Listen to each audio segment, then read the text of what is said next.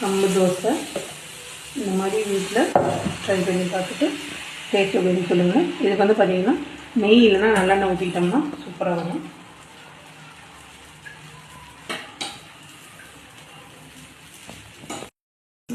தோசை நல்லா வெந்துருச்சு. இதை ஒரு முறை டீ எடுத்து இப்படி செஞ்சுக்காங்க.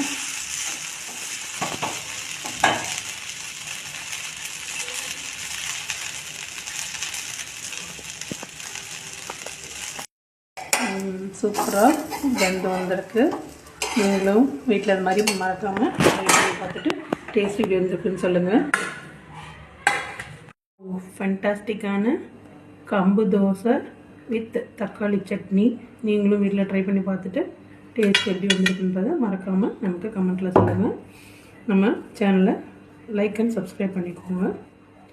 இந்த மாதிரி வீட்டில் ட்ரை பண்ணி பாருங்கள். சூப்பராக இருக்கும்.